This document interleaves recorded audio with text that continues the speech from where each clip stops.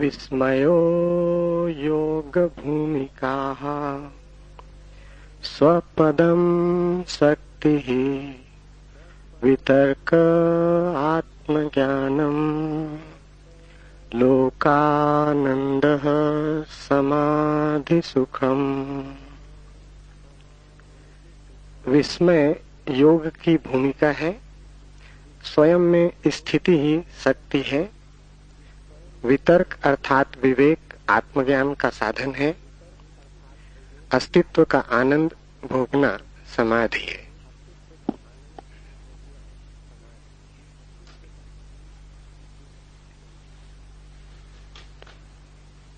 विस्मय योग की भूमिका है। इसे थोड़ा समझें। विस्मय का अर्थ शब्दकोश में दिया है आश्चर्य, पर आश्चर्य और विस्मय में एक बुनियादी भेद है, और वो भेद समझ में ना आए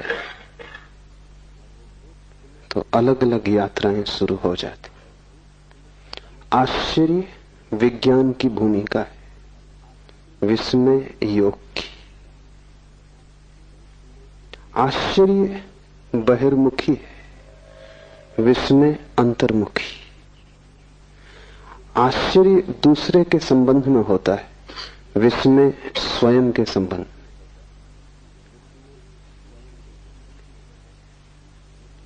एक बात जिसे हम नहीं समझ पाते, जो हमें अवाक कर जाता है, जिस पर हमारी बुद्धि की पकड़ नहीं बैठती, जो हमसे बड़ा सिद्ध होता है, जिसके सामने हम अनायास ही किम कर्तव्य विमूढ़ हो जाते, जो हमें मिटा जाता है, उससे विस्मय पैदा होता है। लेकिन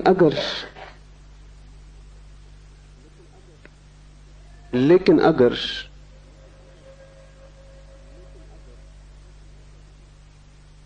ये जो विस्मय की दशा भीतर पैदा होती है, अतर्क अचिंत्य के समक्ष खड़े होकर इस धारा को हम बहिर्मुखी कर दें, तो विज्ञान पैदा होता है। सोचने लगे पदार्थ के संबंध में, विचार करने लगे जगत के संबंध में, खोज करने लगे रहस्य की जो हमारे चारों ओर है, तो विज्ञान का जन्म होता है। विज्ञान आश्चर्य है। आश्चर्य का अर्थ है विस्मय बाहर की ओर यात्रा पर निकल गया। और आश्चर्य और विस्मय में यह भी फर्क है कि जिस चीज के प्रति हम आश्चर्यचकित होते हैं, हम आज नहीं कल उस आश्चर्य से परेशान हो जाएंगे, आश्चर्य से तनाव पैदा होगा। इसलिए आश्चर्य को मिटाने की कोशिश होती है। विज्ञान आश्चर्य से पैदा होता है, फिर आश्चर्य को नष्ट करता है, व्याख्या खोजता है, सिद्धांत खोजता है, सूत्र चाबियां खोजता है, और जब तक चैन नहीं लेता, जब तक कि रहस्य मिट ना जाए, जब तक कि ज्ञान हाथ में ना आ जाए, जब तक विज्ञान न कह सके कि हमने समझ लिया, तब तक चैन नहीं। विज्ञान जगत से आश्चर्य को मिटाने में लगा है। अगर विज्ञान सफल हुआ तो दुनिया में ऐसी कोई चीज न रह जाएगी जो आदमी न कह सके कि हम जानते।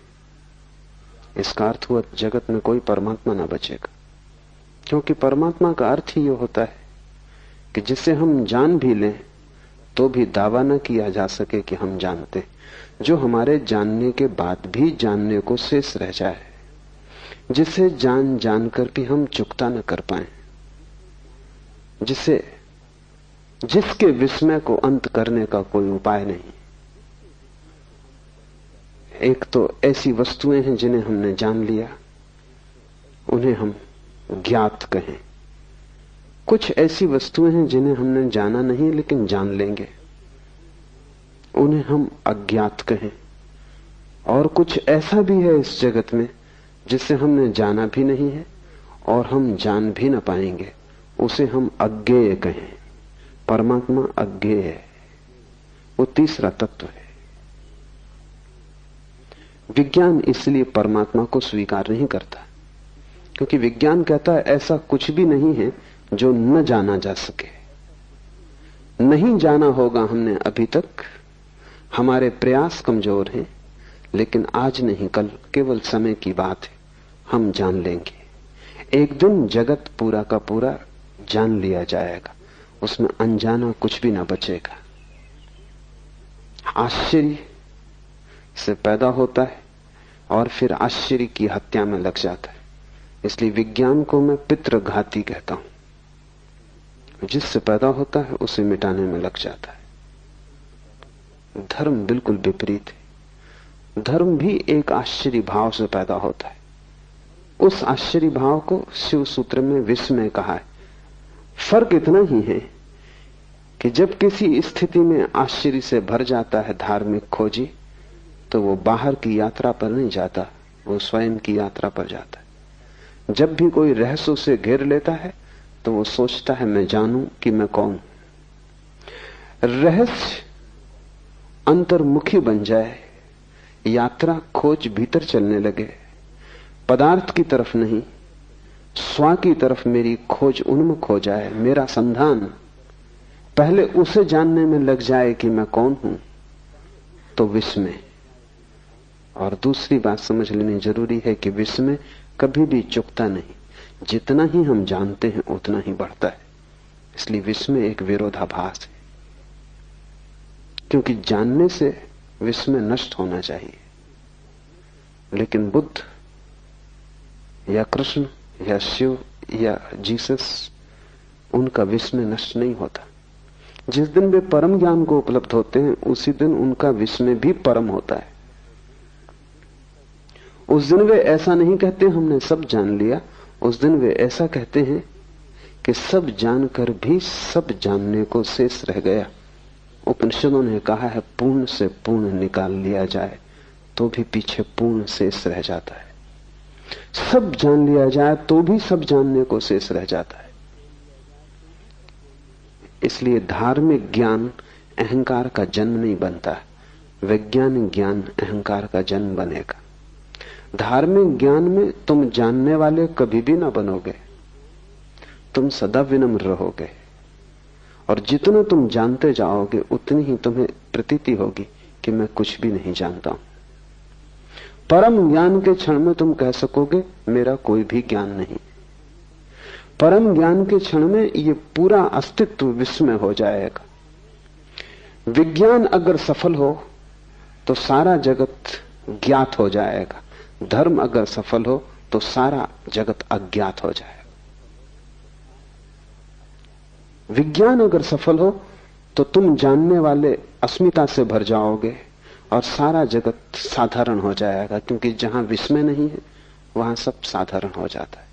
जहां रहस्य नहीं है वहां सारी आत्मा खो जाती। जहां रहस्य का और उपाय नहीं है वहां आगे की यात्रा बंद हो जाती। जहां जिज्ञासा पूरी हो गई, कुतूहल समाप्त हो गया।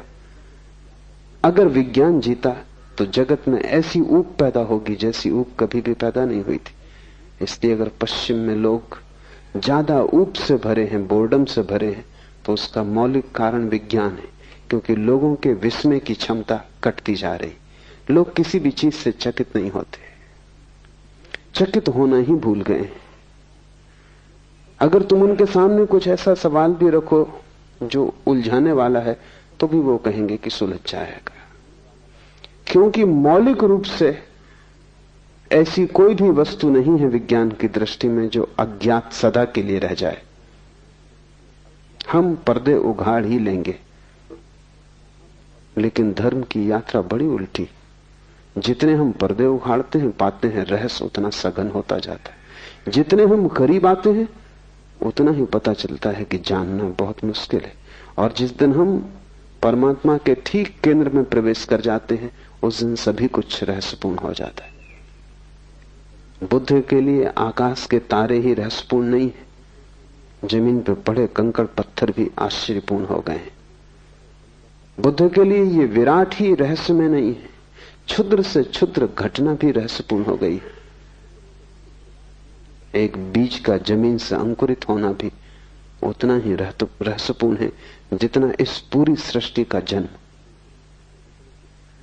तो जैसे जैसे विस्मय घना होगा वैसे वैसे तुम्हारी आंखें छोटे बच्चे की तरह होती जाएंगी, क्योंकि छोटे बच्चे के लिए सभी कुछ विस्मय होता है। छोटे बच्चे को चलते देखो, वो रास्ते पे जा रहा, हर चीज उसे चौंकाती। एक रंगीन पत्थर उसे कोहिनूर मालूम होता है। तुम हंसते हो क्योंकि तुम ज्ञाता हो, तुम जानते हो ये रंगीन पत्थर है, पागल मत हो, ये कोहिनूर नहीं है। लेकिन छोटा बच्चा उस पत्थर को खीसे में रख लेना चाहता है। तुम कहोगे वजन मत ढो, और गंदा पत्थर है, कीचड़ में पड़ा है, फेंक इसे। लेकिन बच्चा उसे पकड़ता है क्योंकि तुम बच्चे को नहीं समझ पा रहे। बच्चे के लिए विस्मय है। ये रंगीन पत्थर किसी कोहिनूर से कम कीमती नहीं है। कीमत विस्मय की है, पत्थरों की थोड़ी कोई कीमत होती। एक तितली भी उसे इतना सम्मोहित कर लेती है जितना परमात्मा भी तुम्हें मिल जाए तो सम्मोहित नहीं करेगा। वो तितली के पीछे दौड़ना शुरू कर देता है। एक छोटे बच्चे की जैसी निर्मल दशा है ऐसे विस्मय की परम स्थिति में, बुद्धत्व की स्थिति में किसी भी व्यक्ति की हो जाती। इसलिए जीसस ने कहा है कि जो छोटे बच्चों की तरह सरल होंगे वे ही केवल मेरे प्रभु के राज्य में प्रवेश कर सकेंगे। जीसस ने वही कहा है जो शिव इस सूत्र में कह रहे हैं, विस्मयो योग भूमिका। विस्मय योग का प्रथम चरण है। तब तो बहुत बातें ख्याल में लेनी नहीं जरूरी है। तुम्हारे पास जितना ज्ञान होगा उतनी ही योग की भूमिका मुश्किल हो जाएगी। तुम्हें जितना दम होगा कि मैं जानता हूं उतना ही तुम योगी ना हो पाओगे। जितने शास्त्र तुम्हारे चित्त पर भारी होंगे उतना ही तुम्हारा विस्मय नष्ट हो गया। एक पंडित को पूछो परमात्मा के संबंध में तो वो ऐसे उत्तर देता है जैसे परमात्मा कोई उत्तर देने की बात हो, जैसे कि कोई उत्तर दिया जा सकता हो। पंडित को पूछो, उसके पास उत्तर रेडीमेड है। तुमने पूछा भी नहीं था, उसके पास उत्तर तैयार था। परमात्मा भी उसे अवाक नहीं करता है, उसके पास सूत्र सब निश्चित है, वो तत्क्षण समझा देता है। लेकिन बुद्ध के पास जाओ, पूछो परमात्मा के संबंध में, बुद्ध चुप रह जाते। शायद तुम यही सोच के लौट आओगे, बहुत से पंडित बुद्ध के पास से यही सोच के लौट गए कि यह आदमी चुप रह गया, इसका मतलब है इसे पता नहीं। और यह आदमी इसलिए चुप रह गया कि विस्मय तो द्वार है। तुम अगर थोड़े समझदार होते तो तुम रुक गए होते इस आदमी के पास जिसने उत्तर नहीं दिया, और तुमने इस आदमी को समझने की कोशिश की होती, इसकी आंखों में झांका होता, इसके सत्संग में, इसकी सन्निधि में तुम रहे होते, क्योंकि इसे कुछ स्वाद मिल गया है और वो स्वाद इतना बड़ा है कि शब्द उसे कह नहीं सकते। और इसे कोई ऐसा दर्शन हुआ है जो उत्तर नहीं बनाया जा सकता। प्रश्न और उत्तर स्कूली बच्चों की बातें। तुम्हारा प्रश्न ही बेहुदा है। परमात्मा के संबंध में कोई प्रश्न नहीं पूछ सकता। विराट के संबंध में कोई प्रश्न कैसे पूछा जा सकता है? विराट के संबंध में तो प्रश्न उत्तर दोनों गिर जाते। तुम्हारा प्रश्न क्षुद्र है, इसलिए बुद्ध चुप रह गए। लेकिन तुम शायद ये सोच के लौटोगे कि इस आदमी को पता होता तो जवाब देता। इसने जवाब नहीं दिया, इसे पता नहीं। तुम पंडित को पहचानते हो क्योंकि तुम्हारा सिर भी शब्दों से भरा है। तुम ज्ञानी को न पहचान पाओगे क्योंकि ज्ञानी विस्मय से भरा है और तुम्हारा विस्मय नष्ट हो गया है। जगत में बड़ी से बड़ी दुर्घटना है और वो है विस्मय का नष्ट हो जाना। जिस दिन तुम्हारा विस्मय नष्ट होता है उसी दिन तुम्हारे छुटकारे का उपाय मुश्किल हो गया। जिस दिन तुम्हारा विस्मय नष्ट हुआ उसी दिन तुम्हारा बाल हृदय मर गया, जड़ हो गया, तुम बूढ़े हो गए। क्या अब भी तुम चौंकते हो? क्या जीवन तुम्हें प्रश्न बनता है? क्या चारों तरफ से पक्षियों की आवाजें, झरनों का शोरगुल, हवाओं का वृक्षों से गुजरना, तुम्हारे लिए किसी पुलक से भर जाता है, तुम आह्लादित हो जाते हो, तुम जीवन को चारों तरफ देखकर अवाक होते हो? नहीं, क्योंकि तुम्हें सब पता है कि पक्षियों की आवाज है, ये शोरगुल हवाओं का वृक्षों में। तुम्हारे पास हर चीज के उत्तर हैं। उत्तरों ने तुम्हें मार डाला है। तुम ज्ञान के पहले ज्ञानी हो गए हो। विस्मयो योग भूमिका। और जो व्यक्ति योग में प्रवेश करना चाहे, विस्मय उसके लिए द्वार है।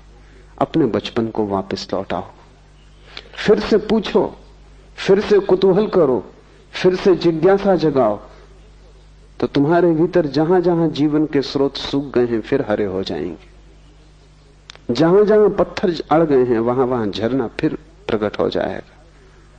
तुम फिर से आंख खोलो और चारों तरफ देखो, सब उत्तर झूठे हैं, क्योंकि सब तुम्हारे उत्तर उधार हैं। तुमने खुद कुछ भी नहीं जाना है, लेकिन तुम उधार ज्ञान से ऐसे भर गए हो कि तुम्हें प्रतीति होती है कि मैंने जान लिया। विस्मय को जगाओ। तुम्हारे आसन प्राणायाम से कुछ भी ना होगा जब तक विस्मय ना जग जाए, क्योंकि आसन प्राणायाम सब शरीर के हैं। ठीक है, शरीर शुद्धि होगी, शरीर स्वस्थ होगा, लेकिन शरीर की शुद्धि या शरीर का स्वास्थ्य तुम्हें कोई परमात्मा से न मिला देगा। विस्मय मन की शुद्धि है। विस्मय का अर्थ है मन सभी उत्तरों से मुक्त हो गया।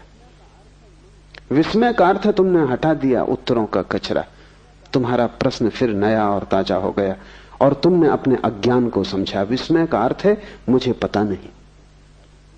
पांडित्य का अर्थ है मुझे पता है। जितना तुम्हें पता है उतने ही तुम गलत हो। जब तुम सरल भाव से कहते हो मुझे कुछ भी पता नहीं, सारा जगत अज्ञात है, जो भी मुझे पता है वो भी काम चलाऊ है, मैंने अभी कुछ भी नहीं जाना है, ऐसी प्रतीति जितनी गहरी तुम्हारे हृदय में बैठ जाएगी, तुमने योग का पहला कदम उठाया। फिर दूसरे कदम आसान है, लेकिन अगर पहला कदम ही चूक जाए तो फिर तुम कितनी ही यात्रा करो उससे कुछ हल नहीं होता, क्योंकि जिसका पहला कदम गलत पड़ा वो मंजिल पे नहीं पहुंच सकेगा। पहला कदम जिसका सही है उसकी आधी यात्रा पूरी हो गई। और विश्व में पहला कदम है। थोड़ा गौर से देखो, तुम्हारे पास ज्ञान है। तुम भी थोड़े गौर से देखोगे तो समझ लोगे ज्ञान नहीं है, सब कचरा है, इकट्ठा कर लिया है शास्त्र से, गुरुओं से, संतों से, और उसे तुम बहुमूल्य थाती की तरह संजोए बैठे हो। उसने तुम्हें कुछ भी नहीं दिया, सिर्फ तुम्हारे विस्मय की हत्या कर दी। तुम्हारा विस्मय तड़फ रहा है, मरा हुआ पड़ा है। अब तुम चौंकते नहीं, अब तुम्हें कोई भी चीज चौंकाती नहीं। एक ईसाई फकीर हुआ, एक हाट, उसने एक बड़ी अनूठी बात कही। उसने कहा संत वो है जिससे हर चीज चौंकाती, हर चीज, छोटी छोटी घटनाएं जिसे चौंका देती। पानी में पत्थर गिरता है, आवाज होती, लहरें उठती, संत को चौंका देती। ये इतना विस्मयपूर्ण है, इतना रहस्यपूर्ण है। संत श्वास लेता है, जीता है, ये भी काफी चौंकाने वाला है। एक हाट रोज सुबह की प्रार्थना में परमात्मा को कहता था, आज फिर सुबह हुई, आज फिर सूरज उगा, तेरी लीला अपार है। न उगता तो क्या करते, क्या उपाय था? आदमी बेबस है। एक आहट कहता, आज सांस आती है, कल ना आए, क्या करूंगा? तुम सांस ले तो ना सकोगे, सांस तुम्हारे बस में तो नहीं है। इतने पास है श्वास, फिर भी तुम उसके मालिक नहीं हो। गई बाहर और न लौटी तो नहीं लौटेगी। इतने पास जो है उसके भी हम ज्ञाता और मालिक नहीं है। और ख्याल हमें यह है कि हम सब कुछ जानते हैं। तुम्हारे सब जानने ने ही तुम्हें मारा। इस कचरे को हटा दो और हल्के हो जाओ। तत्क्षण तुम्हारी आंखें जब ज्ञान से न भरी होंगी तब रहस्य से भर जाएंगी। उस रहस्य की अंतर यात्रा का नाम विस्मय है, बहिर यात्रा का नाम आश्चर्य है। अगर उस रहस्य को तुमने पदार्थों पर लगा दिया तो तुम एक वैज्ञानिक हो जाओगे। अगर उस रहस्य को तुमने स्वयं की सत्ता पर लगा दिया तो तुम एक महायोगी हो जाओगे। और दोनों के परिणाम भिन्न होंगे, क्योंकि आश्चर्य हिंसात्मक है, विस्मय अहिंसात्मक है। आश्चर्य जिस तरफ लग जाता है उसी को तोड़ने लगता है, विश्लेषण करता है, क्योंकि आश्चर्य में एक बेचैनी है, विस्मय में एक रस है। इस फर्क को भी ठीक से समझ लो। शब्दकोश में वो नहीं लिखा हुआ है, लिखा भी नहीं जा सकता, क्योंकि शब्दकोश बनाने वाले को कोई विस्मय का पता भी नहीं। आश्चर्य हिंसात्मक है, आक्रामक है। तुम जिस चीज के प्रति आश्चर्य से भरते हो एक तनाव पैदा हो जाता है। उस तनाव को हल करना ही पड़ेगा। जब तक वो जिज्ञासा पूरी ना हो जाएगी, जब तक तुम जान न लोगे, तब तक एक बेचैनी तुम्हारे सिर पे सवार रहेगी। वो जो वैज्ञानिक अपनी प्रयोगशाला में लगा रहता 18 घंटे, वो किस लिए लगा है? एक बेचैनी है, जैसे एक भूत प्रेत ने उसे पकड़ लिया है, और जब तक वो उसको हल न कर लेगा तब तक वो लगा ही रहेगा। लेकिन विस्मय आक्रामक नहीं, और विस्मय एक बेचैनी नहीं, बल्कि विस्मय एक विश्राम है। जब कोई व्यक्ति विस्मय से भरता है तो एकदम विश्राम से भर जाता है। विस्मय को मिटाना नहीं है, विस्मय को पीना है, विस्मय का स्वाद लेना है, विस्मय में लीन हो जाना है, एक हो जाना है। आश्चर्य मिटाने में लग जाता है, विस्मय जीने में लग जाता है। विस्मय जीवन की एक शैली है, आश्चर्य मनुष्य के मन का एक हिंसात्मक रूप है। इसलिए विज्ञान विजय की भाषा में सोचता है, तोड़ो फोड़ो जीतो। धर्म समर्पण की भाषा में सोचता है, अपने को खो दो। जब तुम्हारे भीतर विस्मय का प्रवेश होगा तो विस्मय तुम में इस तरह लीन हो जाएगा जैसे तुम नमक की डिग्री पानी में डाल दो और सारा पानी खारा हो जाए। जिस दिन तुम विस्मय से भरोगे उस दिन तुम विस्मय से खारे हो जाओगे। रोआ रोआ विस्मय से भर जाएगा। उठोगे तो विस्मय, बैठोगे तो विस्मय, तुम सदा चौंके रहोगे। हर चीज रहस्यपूर्ण हो जाएगी। क्षुद्रतम भी विराट का हिस्सा हो जाएगा, क्योंकि जब क्षुद्र में भी विस्मय जुड़ जाता है तो क्षुद्र भी विराट हो जाता है। तब जाना हुआ कुछ भी नहीं है, सभी तरफ रहस्य तुम्हें घेरे हुए है। तब प्रतिपल नया हो रहा है और प्रतिपल नया निमंत्रण दे रहा है। विस्मय एक आमंत्रण है। मुल्ला नसरुद्दीन एक चुनाव में खड़ा हो गया था, तो मत मांगने घर घर गया। गांव में जो चर्च का पादरी था उसके द्वार पर भी गया। जब मत मांगने गया था तब भी उसके मुंह से शराब की बात आ रही थी। पादरी भला आदमी था, सीधे सीधे कहना अशिष्टता होगी, तो उसने नसरुद्दीन से कहा कि मुझे बस एक बात पूछनी, अगर संतोषजनक उत्तर दिया तो मेरा मत, मेरा वोट तुम्हारे लिए। क्या तुम कभी शराब पीते हो? पूछने का इसमें कुछ भी नहीं था, शराब वो पिए ही हुए था। नसरुद्दीन चौंका और उसने कहा कि इसके पहले कि मैं जवाब दूं, एक सवाल मुझे भी पूछना। ये जांच पड़ताल है या आमंत्रण?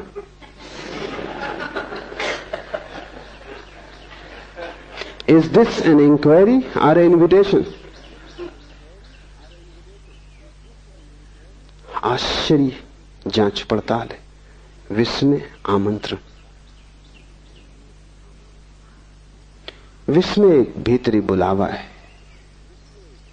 और जैसे जैसे तुम भीतर प्रवेश करते हो वैसे वैसे डूबते चले जाते हो। एक दिन ऐसा आएगा कि तुम ना बचोगे और विस्मय ही बचेगा। उस दिन परम ज्ञान घट गया। अगर तुमने आश्चर्य किया तो एक दिन ऐसा आएगा कि तुम ही बचोगे और आश्चर्य न बचेगा। ये विज्ञान की निष्पत्ति। अहंकार बचेगा, आश्चर्य नष्ट हो जाएगा। अगर विस्मय की यात्रा पर गए तो तुम नष्ट हो जाओगे, विस्मय बचेगा। रोआ रोआ उसी श्वास से भर जाएगा। तुम्हारा होना ही विस्मयपूर्ण होगा। इसे शिव ने भूमिका कहा योग की। ज्ञान को हटाओ, विस्मय से भरो। और अब कठिन लगेगा शुरू में, क्योंकि तुम्हें ख्याल है कि तुम सब जानते हो। D.H. लॉरेंस एक बड़ा विचारक, कीमती मूल्यवान विचारक हुआ। एक छोटे बच्चे के साथ बगीचे में घूम रहा था। उस छोटे बच्चे ने पूछा, why the trees are green? वृक्ष हरे क्यों? छोटे बच्चे ही ऐसे सवाल पूछ सकते हैं, इतने ताजे सवाल। तुम तो ये सवाल ही नहीं सोच सकते। तुम कहोगे वृक्ष हरे हरे हैं, इसमें पूछना क्या? ये कोई सवाल है? ये बच्चा मूड है। लेकिन तुम फिर से सोचो, वृक्ष हरे क्यों? तुम्हें सच में उत्तर पता है? शायद तुम में कोई विज्ञान का विद्यार्थी हो तो वो कहेगा क्लोरोफिल के कारण। मगर इससे कोई बच्चे के प्रश्न का हल तो नहीं होता। बच्चा पूछेगा कि वृक्ष में क्लोरोफिल क्यों है? आखिर क्लोरोफिल को वृक्ष में होने की क्या जरूरत है और आदमी में क्यों नहीं है? और क्लोरोफिल कैसे वृक्षों को खोजता रहता है? क्यों का कोई सवाल क्लोरोफिल से होता नहीं हल। विज्ञान जो भी जवाब देता है सब ऐसे ही है। उससे प्रश्न सिर्फ एक सीढ़ी और पीछे हट जाता है बस। अगर तुम जरा समझदार हो तो प्रश्न फिर उठा सकते हो। विज्ञान के पास क्यों का कोई उत्तर नहीं है। इसलिए विज्ञान विस्मय को नष्ट कर नहीं सकता, सिर्फ भ्रम पैदा करता है नष्ट करने का। लेकिन D.H. लॉरेंस कोई वैज्ञानिक नहीं था, वो एक कवि था, एक उपन्यासकार था। उसके पास संचेतना थी सौंदर्य की। वो खड़ा हो गया, वो सोचने लगा। उसने बच्चे से कहा कि मौका दो, क्योंकि मुझे खुद ही पता नहीं। तुम्हारे बच्चे ने भी तुमसे कई बार ऐसे सवाल किए होंगे। तुमने कभी कहा कि मुझे पता नहीं? उससे अहंकार को चोट लगेगी। हर बाप सोचता उसे पता है। बच्चा पूछता, बाप जवाब देता है। इन्हीं जवाबों के कारण बाप प्रतिष्ठा खोता है बाद में, क्योंकि बच्चे को एक न दिन पता चल जाता है कि पता तुम्हें कुछ भी न था। तुम नाहक ही जवाब देते रहे। जैसा अज्ञानी मैं हूं वैसे ही तुम हो। तुम्हारी उम्र ज्यादा थी, तुम्हारा अज्ञान जरा पुराना था, बस इतनी ही बात थी। लेकिन छोटे बच्चे को तुम जवाब दे दे तो छोटा बच्चा भरोसा करता है, वो मान लेता है कि ठीक होगा। लेकिन कितने दिन तक मानेगा? D.H. लॉरेंस खड़ा हो गया। उसने कहा कि मैं सोचूंगा। और अगर तुम ज्यादा ही जिद करो तो बस इतनी कह सकता हूं कि वृक्ष हरे हैं क्योंकि हरे। इसमें कोई और उत्तर नहीं है। मैं खुद ही इसी रहस्य से भरा हुआ हूं। अगर तुम आंख से थोड़े ज्ञान का पर्दा हटाओगे तो तुम पाओगे चारों तरफ रहस्य खड़ा हुआ है। वृक्ष हरे हैं, ये भी रहस्यपूर्ण है। हरे वृक्षों में लाल फूल लग रहे हैं, ये भी रहस्यपूर्ण है। एक छोटे से बीज में इतने इतने बड़े विराट काय वृक्ष छिपे हैं, ये भी रहस्यपूर्ण है। एक बीज को तुम संभाल के रखे रहो, सैकड़ों हजारों साल के बाद वो वृक्ष प्रकट हो जाता है।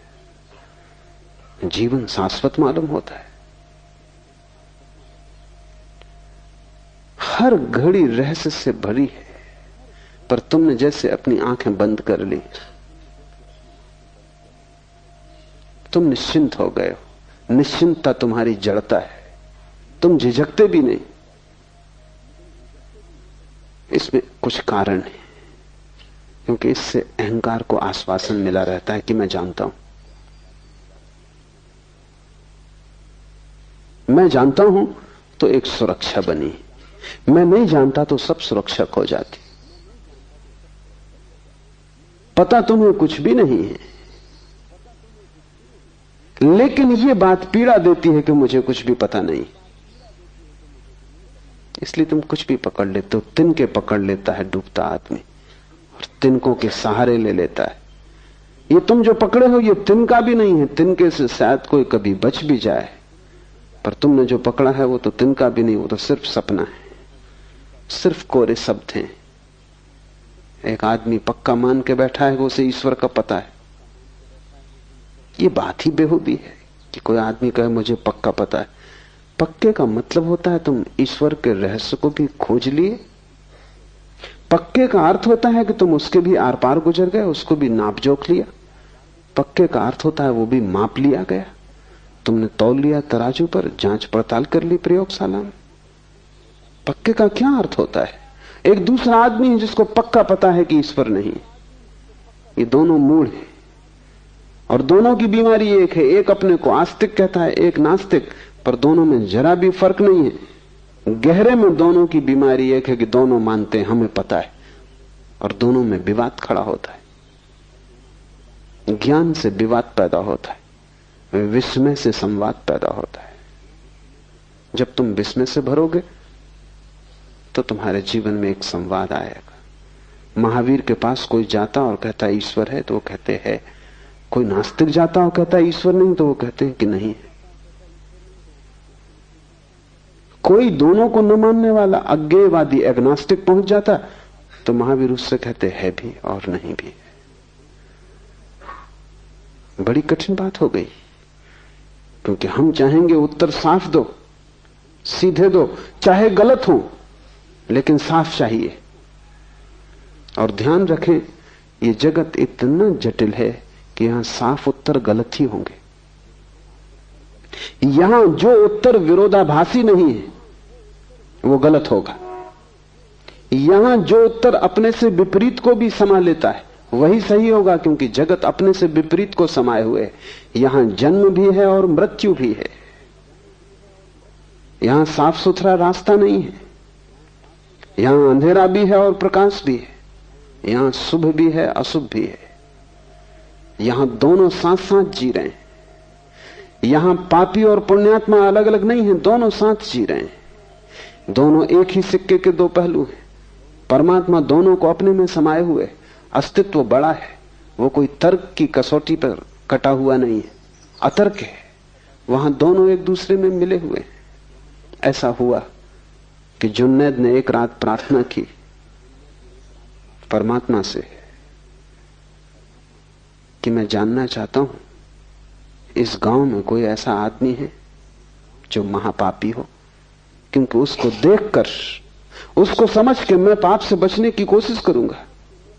मेरे पास मापदंड हो जाएगा कि ये महापापी, इस जीवन से बचना। आवाज आई कि तेरा पड़ोसी। हैरान हुआ जुन्नैद। उसने कभी सोचा भी न था कि उसका पड़ोसी और महापापी साधारण आदमी था, काम धंधा करता था, दुकान चलाता था। महापापी का तो उसने सोचा भी न था। उसका तो ख्याल था कि महापापी होगा कोई रावण, महापापी कोई होगा कोई महादुष्ट शैतान। ये आदमी दुकान चलाता है, बाल बच्चे पालता है। बड़ी उलझन में पड़ गया। ये तो साधारण आदमी था, इसको तो महापापी कोई भी नहीं कहेगा। दूसरी रात उसने फिर प्रार्थना की कि ठीक, तू जो कहे ठीक। अब मुझे एक और मापदंड चाहिए कि इस गांव में जो सबसे बड़ा महात्मा हो, पुण्यात्मा हो, उसकी मुझे खबर दे दे। परमात्मा ने कहा कि वही आदमी वो जो तेरे पड़ोस में।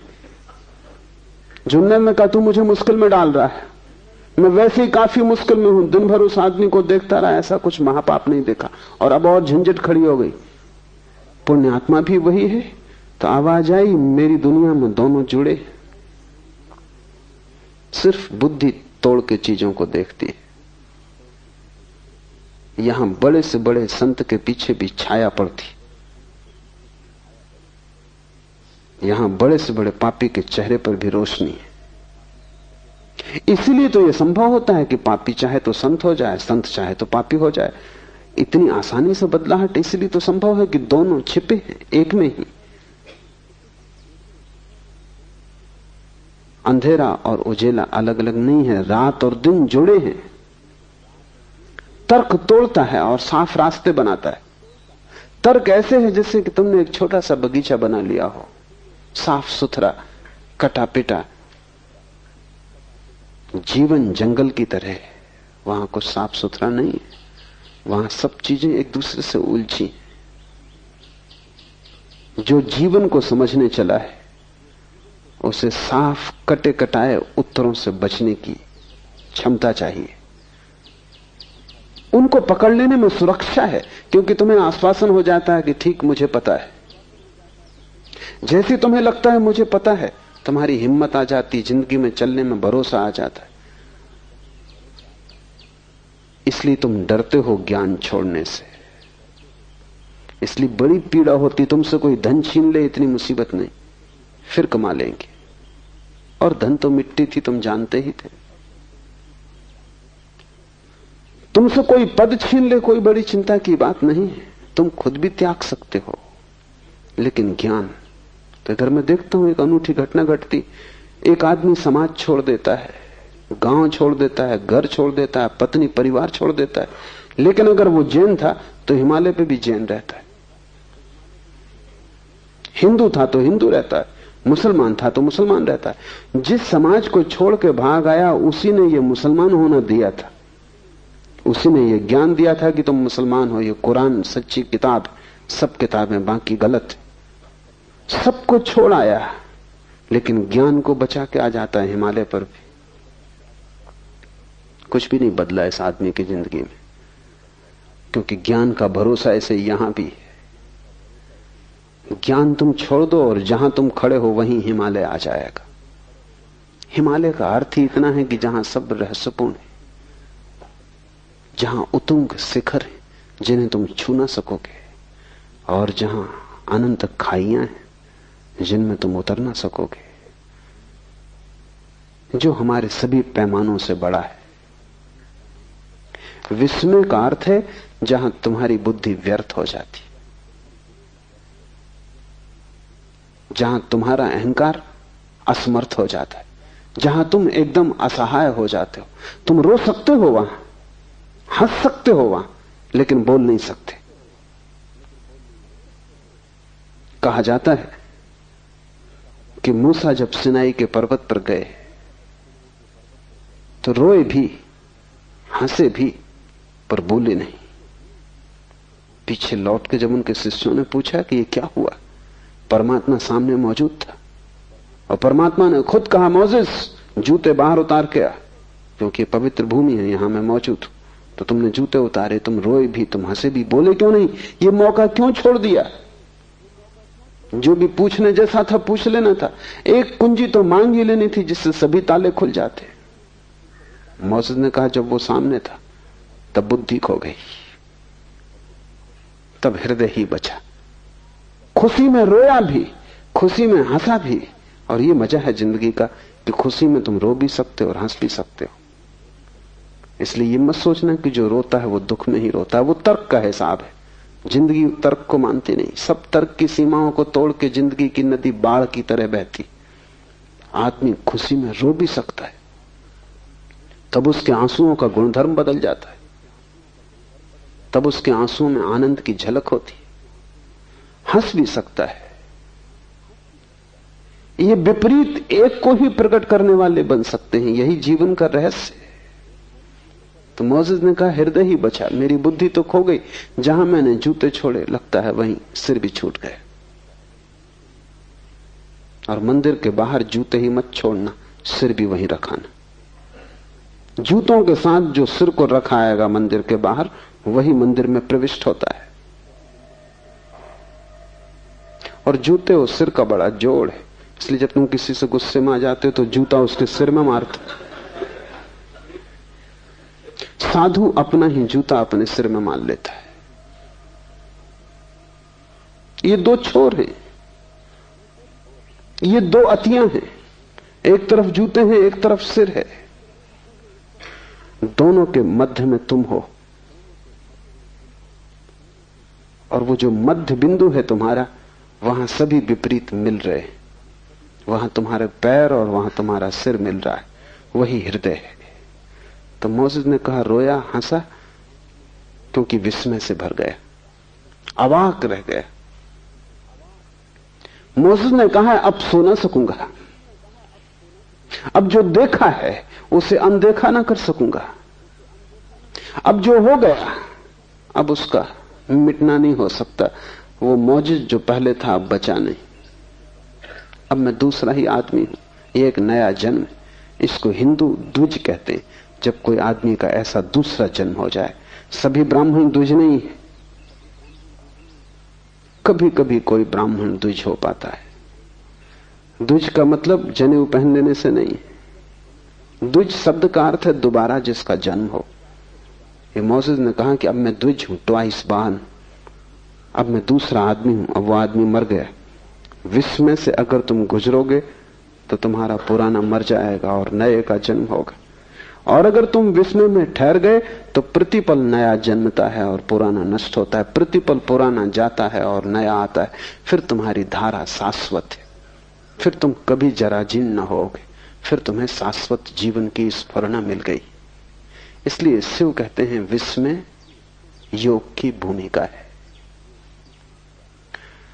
दूसरा सूत्र है स्वपदम शक्ति, स्व में स्थिति शक्ति है, विस्मय भूमिका है।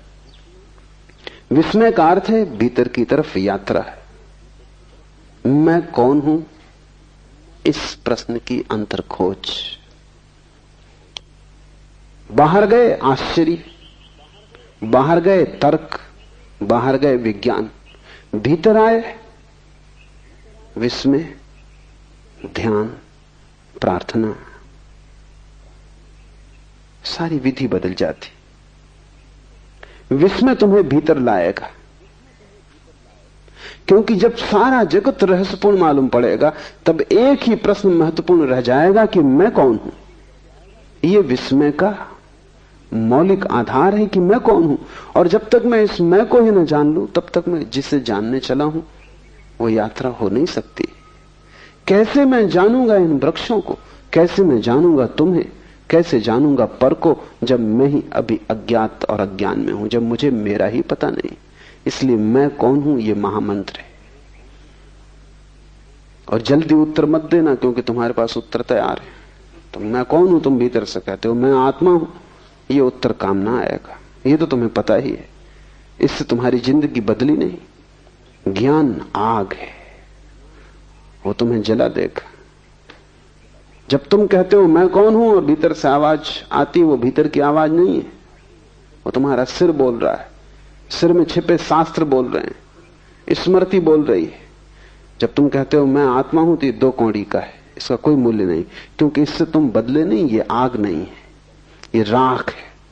इसमें कभी अंगारा रहा होगा, किसी ऋषि को इसमें अंगारा रहा होगा, तुम्हारे लिए तो ये सिर्फ राख है। जिसके लिए अंगारा रहा वो तो खो गया इस जगत से, तुम राख को ढो रहे हो।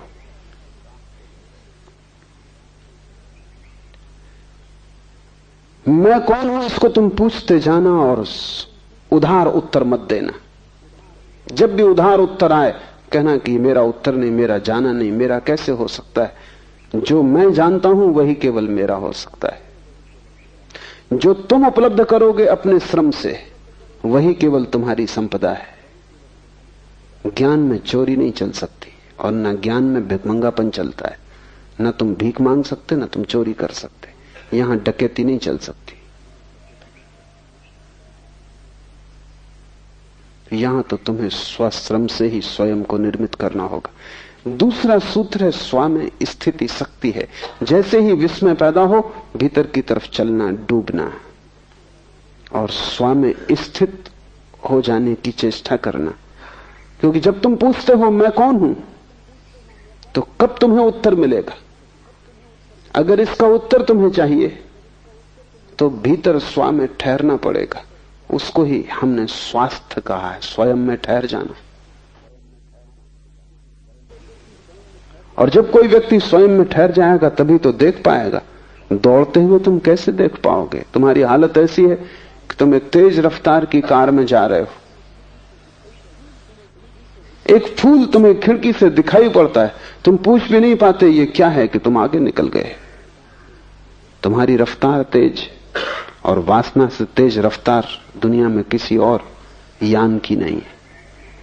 चांद पर पहुंचना हो, रॉकेट भी वक्त लेता है, तुम्हारी वासना को उतना वक्त भी नहीं लगता, इसी क्षण तुम पहुंच जाते हो। वासना तेज से तेज गति है, और जो वासना से भरा है उसका अर्थ है कि वो ठहरा हुआ नहीं, भाग रहा है, दौड़ रहा है। और तुम इतनी दौड़ में हो कि तुम पूछो भी कि मैं कौन हूं तो उत्तर कैसे आएगा। ये दौड़ छोड़नी होगी, स्व में स्थित होना होगा। थोड़ी देर के लिए सारी वासना, सारी दौड़, सारी यात्रा बंद कर देनी होगी। लेकिन एक वासना समाप्त नहीं हो पाती कि तुम 25 को जन्म दे लेते हो। एक यात्रा पूरी नहीं हो पाती कि 25 नए रास्ते खुल जाते हैं, तुम फिर दौड़ने लगते हो। तुम्हें बैठना आता ही नहीं, तुम रुके ही नहीं हो जन्मों से। मैंने सुना है कि एक सम्राट ने एक बहुत बुद्धिमान आदमी को वजीर रखा, लेकिन वजीर बेईमान था और उसने जल्दी ही साम्राज्य के खजाने से लाखों करोड़ों रुपए उड़ा दिए। जिस दिन सम्राट को पता चला, उसने वजीर को बुलाया और उसने कहा कि मुझे कुछ कहना नहीं, जो तुमने किया है वो ठीक नहीं, और ज्यादा मैं कुछ कहूंगा नहीं। तुमने भरोसे को तोड़ा, बस इतना ही कहता हूं कि तुम अपना मुंह मुझे मत दिखाओ, इस राज्य को छोड़कर चले जाओ। और व्यर्थ की बातचीत इसमें न फैले, इसलिए मैं किसी को भी इस संबंध में कुछ न कहूंगा। तुम्हें भी कोई किसी से कुछ कहने की जरूरत नहीं। वजीर ने कहा, सुने, कहेंगे चला जाऊंगा, ये पक्की है बात कि मैंने करोड़ों रुपए चुराए, लेकिन फिर भी एक सलाह वजीर होने के नाते मैं आपको देता हूं, और वो ये कि अब मेरे पास सब कुछ है। बड़ा महल है, पहाड़ पर बंगले हैं, समुद्र के किनारे बंगले हैं, सब कुछ मेरे पास है। पीढ़ियों दर पीढ़ियों तक अब मुझे कुछ कमाने की जरूरत नहीं, बच्चों को कुछ कमाने की जरूरत नहीं। आप मुझे अलग करके दूसरे आदमी को वजीर रखेंगे, उसको फिर आबासा से शुरू करना पड़ेगा।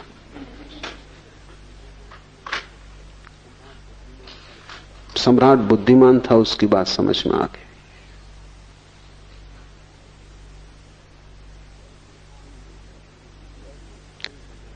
ऐसा क्षण तुम्हारे जीवन में कभी नहीं आता है जब तुम कह सको अब सब मेरे पास है। जिस दिन ये क्षण आ जाएगा उसी दिन दौड़ बंद होगी, अन्यथा तुम हर घड़ी आबासा से शुरू कर रहे हो। हर घड़ी नई वासना पकड़ लेती, नया चोर आ जाता है, नया लुटेरा खजाना तोड़ने लगता है।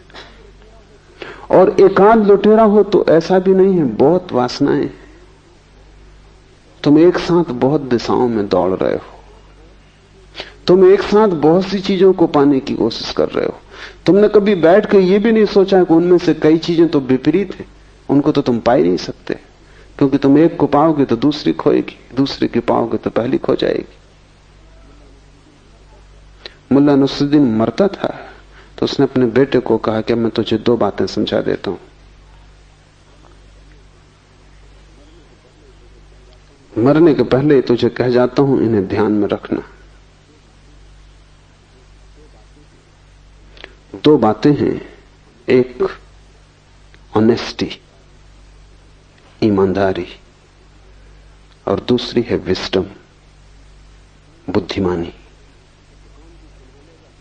तो दुकान तू संभालेगा, काम तू संभालेगा, दुकान पे तख्ती लगी है। Honesty is the best policy, ईमानदारी सबसे अच्छी नीति है, इसका पालन करना। कभी किसी को धोखा मत देना, कभी वचन भंग मत करना, जो वचन दे उसे पूरा करना। बेटे ने कहा ठीक, दूसरा क्या है? बुद्धिमानी उसका क्या अर्थ है? नसरुद्दीन ने कहा, भूल के कभी किसी को वचन मत देना।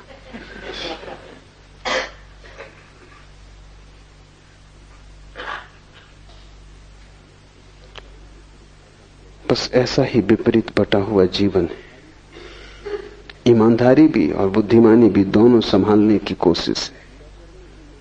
वचन पूरा करना ईमानदारी का लक्ष्य, वचन कभी मत देना बुद्धिमानी का लक्ष्य। इधर तुम चाहते हो कि लोग तुम्हें संत की तरह पूजें, और इधर तुम चाहते हो कि तुम पापी की तरह मजे भी लूटो। बड़ी कठिनाई है। इधर तुम चाहते हो कि राम की तरह तुम्हारे चरित्र का गुणगान हो, लेकिन उधर तुम रावण की तरह दूसरे की स्त्रियों को भगाने में तत्पर हो।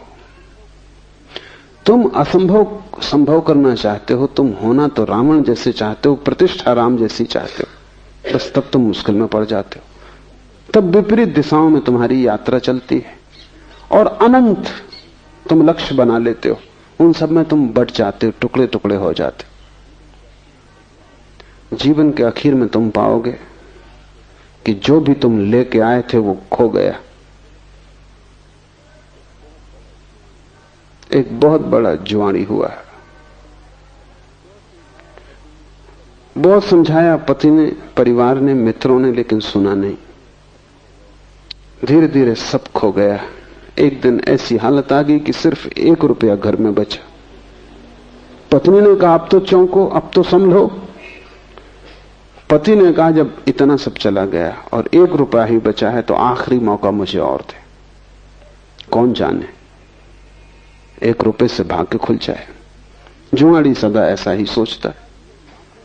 और फिर उसने कहा कि जब लाखों चले गए और अब 1 ही बचा, अब 1 के लिए क्या रोना धोना, और 1 रुपए चले जाएगा, कोई बचने वाला नहीं, लगा लेने तो दांव पे इस पे भी।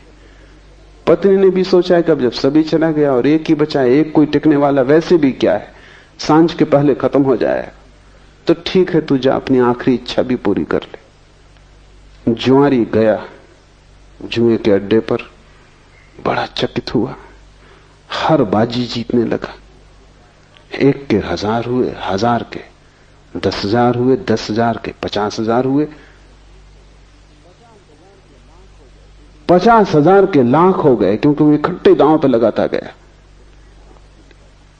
फिर उसने लाख भी लगा दिए और कहा बस अब ये आखिरी, हल हो गया सब, और वो सब हार गया। वो घर लौटा, पत्नी ने पूछा क्या हुआ, उसने कहा 1 रुपया चला गया। क्योंकि तुम वही खो सकते हो जो तुम लेके आए थे, लाख की क्या बात करनी। उसने कहा 1 रुपया खो गया, कोई चिंता की बात नहीं। वो दांव खराब गया, पर उसने ये बात न कही कि लाख हो गए थे। ठीक ही किया, क्योंकि जो तुम्हारे नहीं थे उनके खोने का सवाल भी क्या है। मरते वक्त तुम पाओगे जो आत्मा तुम लेके आए थे वो तुम गंवा के जा रहे हो, बस 1 खो जाएगा। बाकी तुमने जो गंवाया, जोड़ा, मिटाया, बनाया, उसका कोई बड़ा हिसाब नहीं है। अंतिम हिसाब में उसका कोई मूल्य नहीं। तुमने लाखों जीते हो तो भी मौत के वक्त तो वो सब छूट जाएंगे। हिसाब 1 का रह जाएगा, वो 1 तुम हो। और अगर तुम उस 1 में ठहर गए तो तुम जीत गए। अगर तुम उस 1 में आ गए, रम गए, उसके लिए शिव कह रहे हैं स्व में स्थिति शक्ति है। तुम दुर्बल हो, दीन हो, दुखी हो, उसका कारण ही नहीं कि तुम्हारे पास रुपए कम है, मकान नहीं है, धन दौलत नहीं है। तुम दीन हो, दुखी हो, क्योंकि तुम स्वयं में नहीं हो। स्वयं में होना ऊर्जा का स्रोत है। वहां ठहरते ही व्यक्ति महा ऊर्जा से भर जाता है। जीसस से किसी ने पूछा कि मैं क्या करूं, मैं बहुत दीन हूं, गरीब हूं, दुखी हूं। जीसस ने कहा तू कुछ और मत कर, पहले परमात्मा के राज्य को खोज ले, से सब अपने आप पीछे चला आएगा। 1 को खोज लेने से सब पीछे चला आता है, और 1 को गंवा देने से सब गंवा दिया जाता है। वो 1 तुम हो, और वही तुम्हारी संपदा है, क्योंकि उसी को लेके तुम आए हो। और आखिरी हिसाब में यही पूछा जाएगा कि जो तुम लेके आए थे उसे बचा सके या उसको भी गंवा दिया। स्व में स्थिति शक्ति है, स्वपदम शक्ति। अपने में ठहर जाना, महाशक्तिवान हो जाना। महाशक्तिवान तो तुम हो, लेकिन तुम ऐसे हो जैसे कि किसी बाल्टी में 1000 छेद हो और कोई कुएं से पानी भर रहा हो। पानी भरता हुआ दिखाई पड़ता हर बार, क्योंकि जब तक बाल्टी पानी में डूबी रहती बिल्कुल भरी रहती। जैसे ही बाल्टी पानी से ऊपर उठती तुम खींचना शुरू करते हो कि 1000 मार्गों से पानी गिरना शुरू हो जाता। जब तक बाल्टी ऊपर आती तब तक उसमें कुछ भी नहीं बचता। 1000 वासनाएं तुम्हारे 1000 छेद हैं, उनसे तुम्हारी ऊर्जा खोती है। जब तक तुम सपना देखते हो तब तक बाल्टी भरी है, जब तक तुम कामना करते हो तब तक बाल्टी भरी है।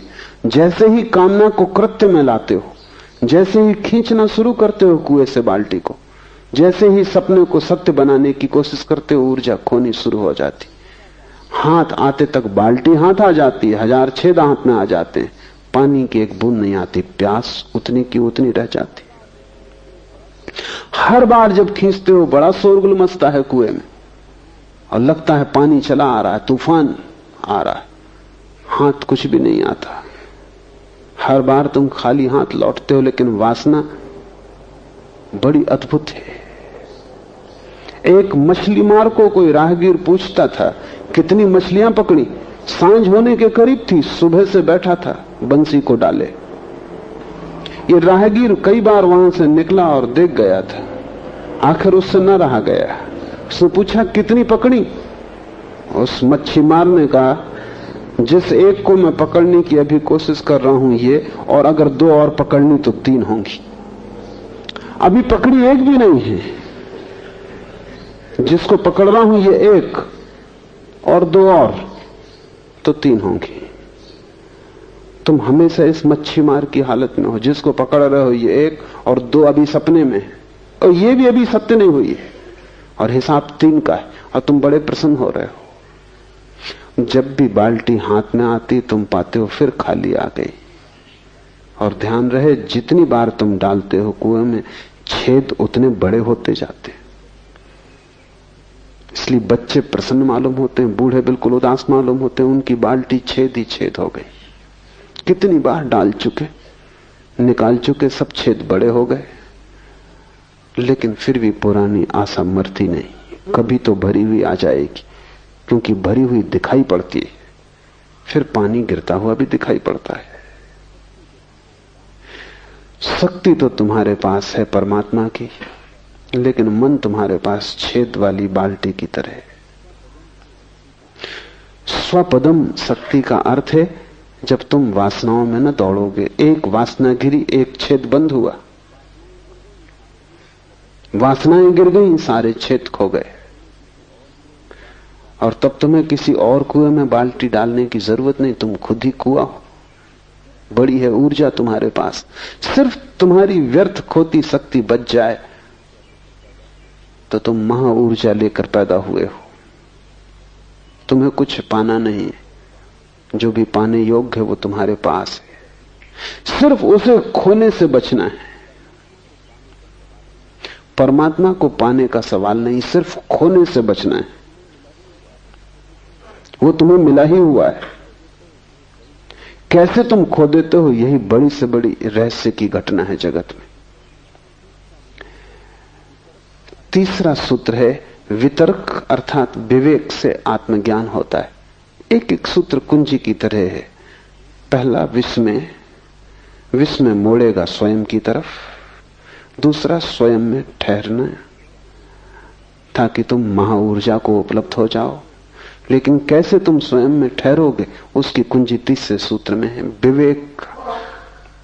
वितर्क आत्मज्ञानम, ये वितर्क शब्द समझ लेना जैसा है। तर्क तो हम जानते हैं, तर्क विज्ञान के हाथ है, वो आश्चर्य को काटने की तलवार है। तर्क काटता है,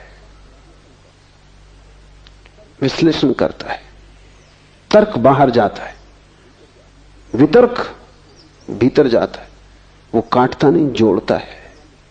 तर्क विश्लेषण है, एनालिसिस। वितर्क संश्लेषण, सिंथेसिस। फरीद हुआ एक फकीर, एक भक्त उसके पास एक सोने की कैंची ले आया, बड़ी बहुमूल्य थी, हीरे जवाहरात लगे थे, और उसने कहा कि मेरे परिवार में चली आ रही सदियों से, करोड़ों का दाम है इसका, अब मैं इसका क्या करूं, आपके चरणों में रख जाता हूं। फरीद ने कहा तू इसे वापस ले जा, अगर तुझे कुछ भेंट ही करना हो तो एक सुई डोरा ले आना, क्योंकि हम तोड़ने वाले नहीं, जोड़ने वाले। कैंची काटती, अगर भेंट ही करना हो एक सुई डोरा ले आना। तर्क कैंची की तरह काटता है। हिंदुओं में गणेश तर्क के देवता हैं, इसलिए चूहे पर बैठे। चूहे यानी कैंची, वो काटता है। चूहा जीवित कैंची है, वो काटते रहता है। गणेश उस पर बैठे, वो तर्क के देवता हैं। और हिंदुओं ने खूब मजाक किया गणेश का। उन्हें देख के अगर तुम्हें हंसी ना आए तो हैरानी की बात है। आती नहीं तुम्हें, क्योंकि तुम उनसे भी आश्वस्त हो गए कि वो ऐसे हैं, अन्यथा वो हंसी योग्य है। गणेश के शरीर को ठीक से देखो, वो सब ढंग से बेढंगा है। सिर भी अपना नहीं है, वो भी उधार है। तार्किक के पास सिर उधार होता है, बहुत बड़ा है, हाथी का है, लेकिन अपना नहीं है। उधार सिर हाथी का भी हो तो किसी काम का नहीं, वो तुम्हें सिर्फ कुरूप करेगा। भारी भरकम शरीर है, चूहे पर सवार है। ये भारी भरकम शरीर देखने का ही है, सवारी तो चूहे की है। कितना ही बड़ा पंडित हो, लेकिन सवारी चूहे की है, वो कैंची, तर्क। फरीद ने ठीक कहा कि अगर भेंट करनी हो तो एक सुई धागा दे जाना, क्योंकि हम जोड़ते हैं। वितर्क जोड़ने की कला है। वितर्क शब्द का अर्थ होता है विशेष तर्क।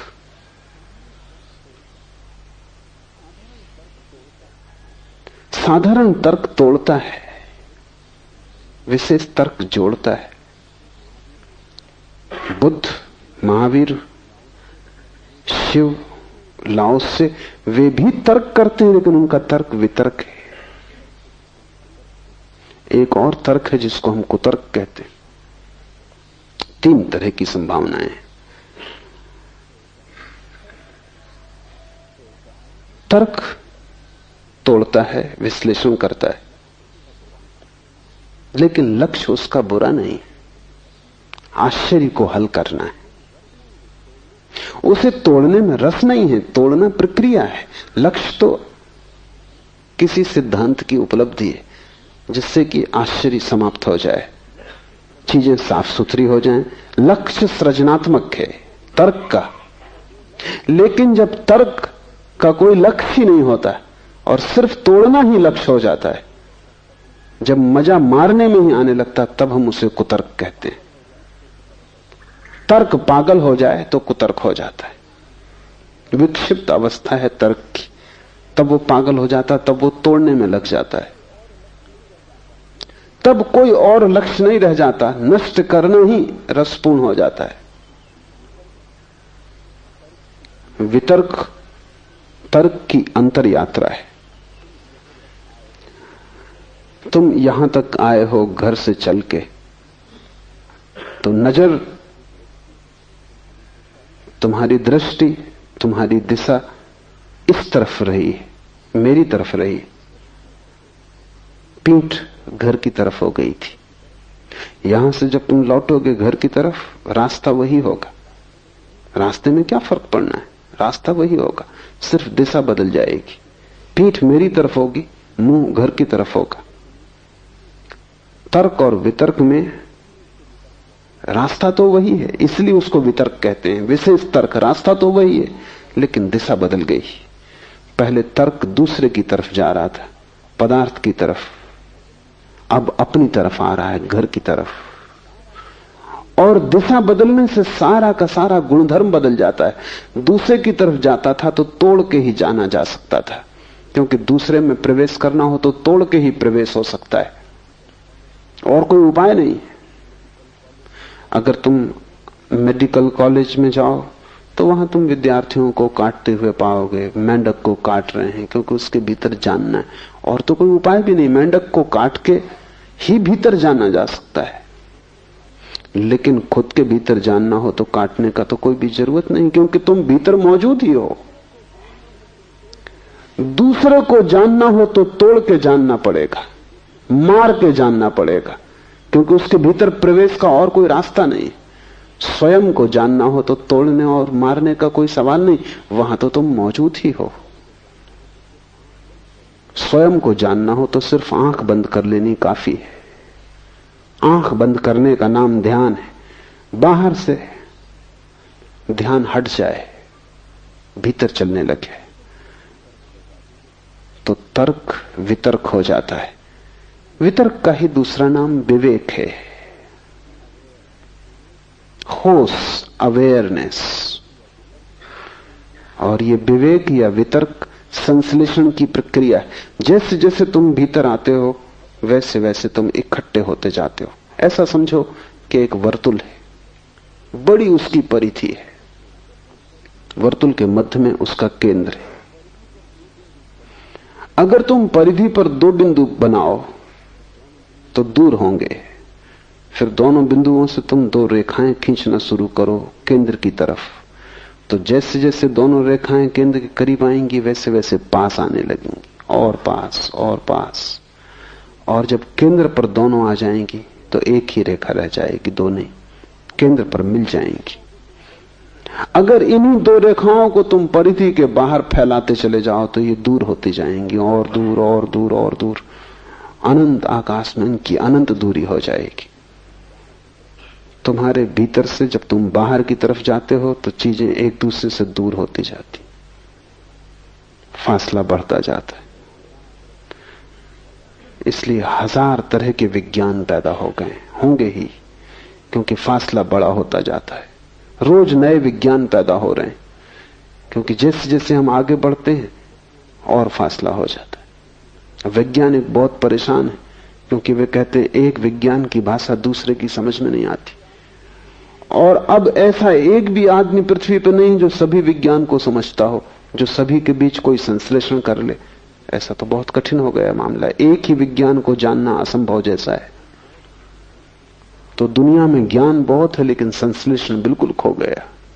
और धर्म एक है, उनके नाम कितने ही अलग हों, क्योंकि जैसे ही कोई व्यक्ति भीतर की तरफ आता है फासला कम होने लगता है, केंद्र पर सब चीजें जुड़ जाती। केंद्र परम संश्लेषण, अल्टीमेट सिंथेसिस है। वितर्क अर्थात विवेक से आत्मज्ञान होता है। तोड़ो मत, बाहर मत जाओ, दूसरे पर ध्यान मत रखो, भीतर ध्यान लाओ, जोड़ो, धीरे धीरे सरकते आओ केंद्र की तरफ। उस जगह पहुंच जाओ जहां तुम्हारे प्राणों का मध्य बिंदु है। वहां ठहर जाओ, वहां ऊर्जा उत्पन्न होगी। वो जो हम प्रकाश देखते हैं बुद्ध और महावीर में, वो जो हम आनंद देखते हैं कृष्ण में, मीरा में, चैतन्य में, वो किस बात का आनंद है? वो रोशनी किस बात की खबर है? वे उस जगह पहुंच गए जहां अनंत ऊर्जा का स्रोत है। अब वे दरिद्र नहीं है, अब वे दीन नहीं है, अब वे किसी से मांग नहीं रहे हैं, अब वे सम्राट हो गए।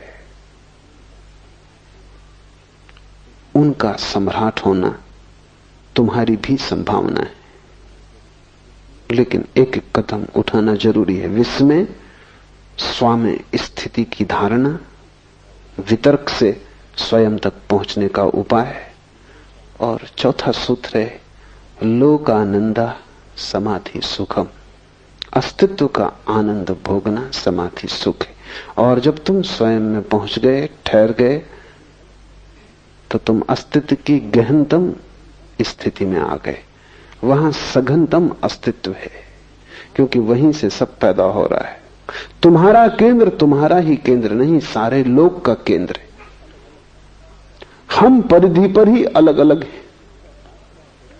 मैं और तू का फासला शरीरों का फासला है। जैसे ही हम शरीर को छोड़ते और भीतर हटते हैं, वैसे वैसे फासले कम होने लगते हैं। जिस दिन तुम आत्मा को जानोगे, उसी दिन तुमने परमात्मा को भी जान लिया।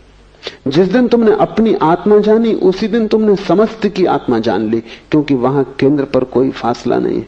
परिधि पर हम में भेद है, वहां भिन्नताएं, केंद्र में हम में कोई भेद नहीं है। वहां हम सब एक अस्तित्व रूप है। शिव कहते हैं उस अस्तित्व को स्वयं में पाकर समाधि का सुख उपलब्ध होता है। समाधि सुखम, इस शब्द को समझ लेना जरूरी है। तुमने बहुत से सुख जाने हैं, कभी भोजन का सुख, कभी स्वास्थ्य का सुख, कभी प्यास लगी तो जल से तृप्ति का सुख, कभी शरीर भोग का सुख, संभोग का सुख। तुमने बहुत सुख जाने, लेकिन इन सुखों के संबंध में एक बात समझ लेनी जरूरी है, और वो ये कि उन सुखों के साथ दुख जुड़ा हुआ है। अगर तुम्हें प्यास ना लगे तो पानी पीने की तृप्ति भी ना होगी। प्यास की पीड़ा तुम झेलने को राजी हो तो पानी पीने का मजा तुम्हें आएगा। दुख पहले और दुख लंबा और सुख क्षण भर, क्योंकि जैसे ही कंठ से पानी उतरा तृप्ति हो गई, फिर दुख, फिर प्यास। भूख न लगे, भूख की पीड़ा ना हो तो भोजन की कोई तृप्ति नहीं। इसलिए एक दुनिया में बड़ी दुर्घटना घटती, जिनके पास भूख है उनके पास भोजन नहीं। वे भोजन का मजा ले सकते थे, उन्हें भोजन में सुख आता, क्योंकि वे बड़ा दुख झेल रहे हैं भूख का। और जिनके पास भूख नहीं है उनके पास भोजन है, वे भोजन का सुख ले नहीं पाते, भोजन से दुख ही मिलता उनको उल्टा।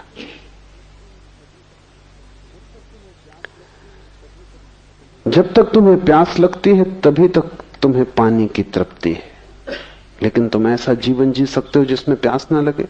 धूप में मत जाओ, श्रम मत करो, आराम से घर में रहो, प्यास ना लगेगी। तब तुम सोचते हो कि अब खूब मजे से पानी पियो और सुख भोगो, तो तुम पाओगे अब पानी पीने में कोई सुख नहीं। जिस आदमी ने दिन भर श्रम किया है उसे ही रात सोने का सुख मिलेगा। अभी बड़ी कठिन बात हो गई। अगर रात सोने का सुख चाहिए तो दिन मजदूर जैसी जिंदगी चाहिए।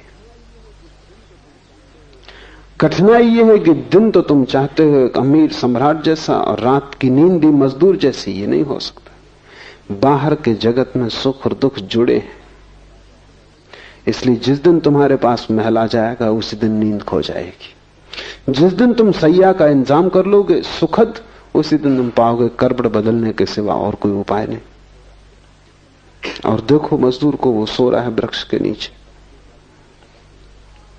कंकड़ पत्थरों का भी उसे पता नहीं, मच्छर भी काट रहे हैं उसका भी उन्हें कुछ पता नहीं, गर्मी है पसीना बह रहा उसका भी उसे कुछ पता नहीं। ये सब गौण है। उसने दिन भर इतनी पीड़ा झेल ली है कि रात का सुख अर्जित कर लिया। दुख की कीमत चुकानी पड़ती है सुख पाने के लिए संसार में।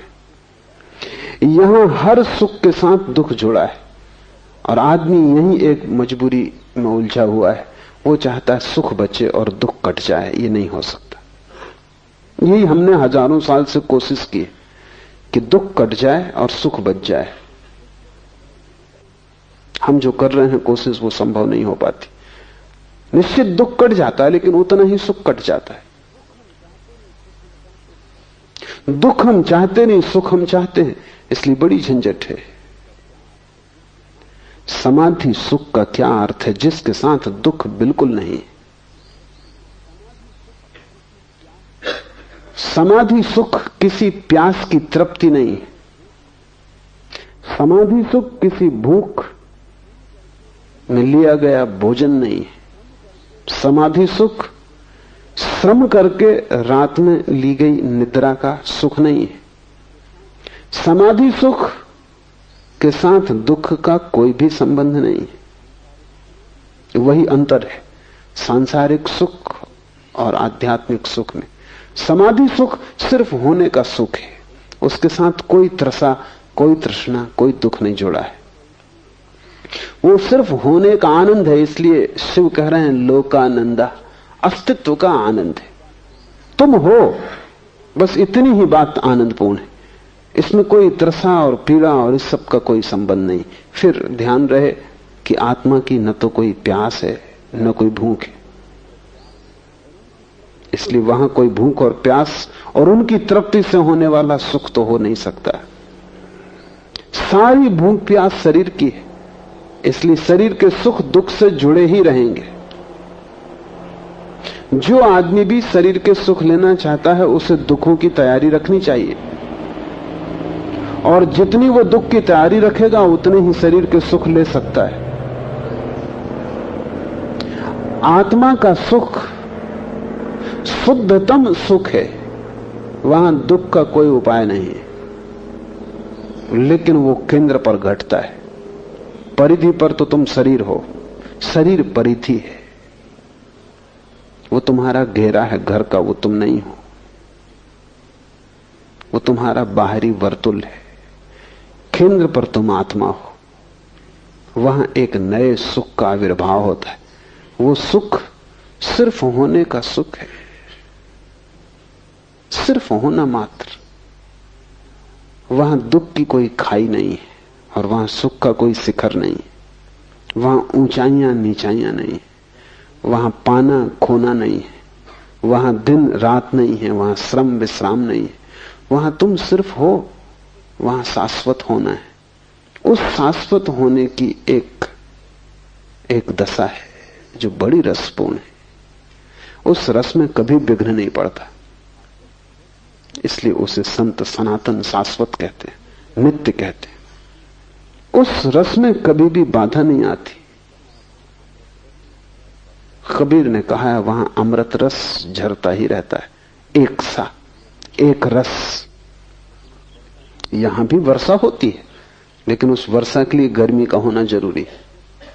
जब गर्मी से तुम उत्तप्त हो जाते हो, पृथ्वी दरार पड़ जाती है, सब तरफ वृक्ष चीख पुकार करने लगते हैं, सब तरफ त्राह त्राह मच जाती है गर्मी से, तब वर्षा होती।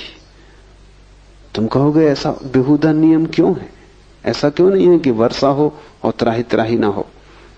लेकिन तब तुम्हें पूरी व्यवस्था समझनी पड़े, गणित समझना पड़े। ये त्राही त्राही मचे तो ही बादल निर्मित होते हैं। जब भयंकर धूप पड़ती है तो पानी भाप बनता है। जब पानी भाप न बने तो वर्षा नहीं हो सकती। तो जब पानी भाप बन जाएगा, आकाश में बादल सघन होंगे, और जब बादल इतने सघन हो जाएंगे कि उनको बरसना ही पड़ेगा, तभी वर्षा होगी। तो वर्षा के पहले भयंकर गर्मी जरूरी है। आत्मा के जगत में विपरीतता नहीं है, वहां द्वंद्व नहीं है। इसलिए हम उसे निर्द्वंद, अद्वैत इन शब्दों से पुकारते हैं। वहां एक है, वहां दो नहीं है। पर तब तुम्हें समझना बहुत कठिन हो जाएगा वहां किस तरह का सुख होगा, क्योंकि ऐसा तो तुम्हें कोई सुख पता नहीं है जिसके साथ दुख ना जुड़ा हो। कोई पूछ रहा था सिगमंड फ्रायड से कि विक्षिप्तता की क्या परिभाषा है और विक्षिप्तता तक लोग कैसे पहुंच जाते हैं। सिगमंड फ्रायड ने बड़ा अद्भुत उत्तर दिया। उसने कहा विक्षिप्तता और सफलता इनकी एक ही परिभाषा है, और जो ढंग सफलता तक पहुंचने का है वही ढंग विक्षिप्तता तक पहुंचने का है। क्योंकि जब तुम सफल होना चाहते हो तो तुम तन जाते हो, जब तुम सफल होना चाहते हो तो तुम लड़ते हो, जब तुम सफल होना चाहते हो तो तुम्हारे रात दिन चिंता से भर जाते, जब तुम सफल होना चाहते हो तो प्रतिपल तुम भयभीत होते हो कि पता नहीं जीत पाओ न जीत पाओ। तुम अकेले ही नहीं हो, सब सफलता के लिए करोड़ों प्रतिद्वंदी। तब तुम्हारी रात दिन चिंता, पीड़ा, तनाव, तुम कपते ही रहते हो, पता नहीं क्या होगा क्या नहीं होगा। और यही तो पागल होने का भी रास्ता है। तो जिनको तुम सफल कहते हो, अगर तुम उन्हें बहुत गौर से देखो, तुम उन्हीं तनाव की और बेचैनी की अवस्थाओं में पाओगे जिनमें तुम पागलों को पाते हो।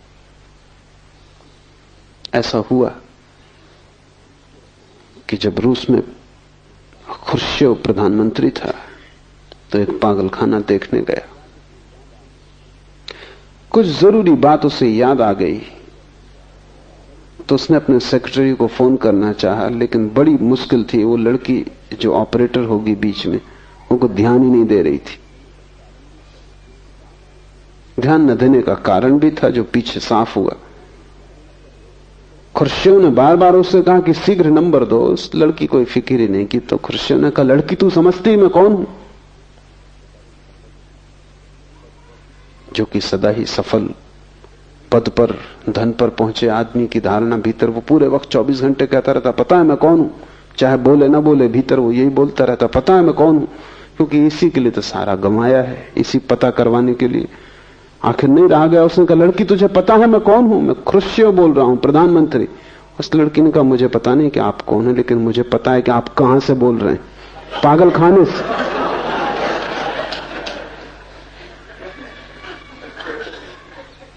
लेकिन सभी प्रधानमंत्री वहीं से बोल रहे हैं, और कोई जगह है भी नहीं जहां से वो बोले। खुर्शीव एक बार लंदन आया। किसी ने उसे बहुमूल्य कपड़ा भेंट किया था। कपड़ा इतना कीमती था कि वो चाहता था दुनिया का श्रेष्ठ से श्रेष्ठ दर्जी उसे बनाए। मास्को में भी उसने पूछवाया, जो अच्छे से अच्छा दर्जी था। वो चाहता था एक कोट भी बन जाए, एक बंडी भी बन जाए, एक पैंट भी बन जाए। पर उस दर्जी ने कहा कि मुश्किल, 3 चीजें मुश्किल, 2 कोई भी बन सकती। कपड़ा इतना कीमती था कि वो चाहता था पूरा सूट ही बने। तो वो लंदन ले आया। लंदन के दर्जी ने उसको देखा तो उसने कहा कि ठीक है, एक पैंट, एक कोट, एक बंडी तो बन ही सकती, कुछ कपड़ा भी बचेगा, आपके बच्चे के लिए भी बन सकता।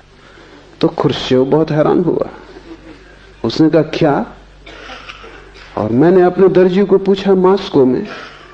हद कर दी उस बेईमान ने। वो कह रहा था कि इसमें बस 2 ही चीजें बन सकती। तो लंदन के दर्जी ने कहा, आप उस पर नाराज ना हो, मास्को में आप बहुत बड़े आदमी, ज्यादा कपड़ा लगेगा, लंदन में आप ना कुछ।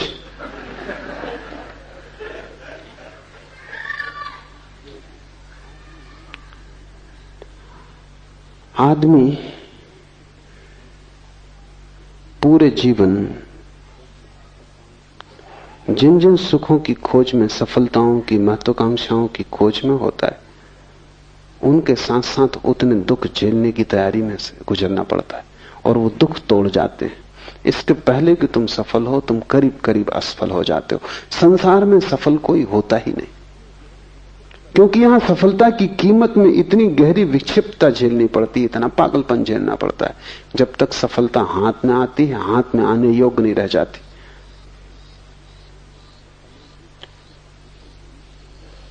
समाधि का सुख बिल्कुल भिन्न है। वहां मूल्य तुम्हें चुकाना नहीं, क्योंकि जो तुम पाने चले हो वो अभी मौजूद है इसी वक्त। वो कोई भविष्य नहीं है कि जिसके लिए तुम्हें यात्रा करनी पड़े, चलना पड़े, मेहनत करनी पड़े। वो अभी मौजूद है, इसी वक्त मौजूद है। वो तुम्हें मिला ही हुआ है, वो तुम्हारी स्वभाव सिद्ध संपदा है, और उसकी कीमत में कोई दुख नहीं है। लेकिन तब उसका स्वाद कैसा होगा? तुमने जो भी सुख जाने हैं उनमें से किसी से भी उसके स्वाद का पता नहीं चल सकता, क्योंकि उन सब में दुख मिश्रित है। तुमने जो जो अमृत जाना है, चखा है, उस सब में जहर पड़ा हुआ है। क्योंकि शरीर के साथ ही ये होगा ही। शरीर में जन्म और मृत्यु दोनों जुड़ी हैं, अमृत और जहर दोनों पड़े हैं। शरीर से तुम जो भी सुख जानोगे उसमें दुख रहेगा ही। लेकिन आत्मा सिर्फ अमृत है, उसकी कोई मृत्यु नहीं, वो शाश्वत है, वहां विपरीत नहीं है, वो सिर्फ जीवन है, शुद्ध जीवन है। इसलिए तुमने जो भी सुख चखे हैं उनकी तिक्तता, उनका कड़वाहट छोड़ दो, उनकी तिक्तता को बिल्कुल हटा दो, तो तुम कल्पना शायद थोड़ी सी कर पाओ। तुमने जो भी सुख जाने उन सब में से उनका विपरीत जो दुख का हिस्सा है वो अलग कर दो, तो थोड़ी सी तुम्हें झलक कल्पना में आ सकती है। लेकिन वो झलक भी पक्की खबर ना देगी, क्योंकि परिधि पर सिर्फ झलकें मिलती हैं।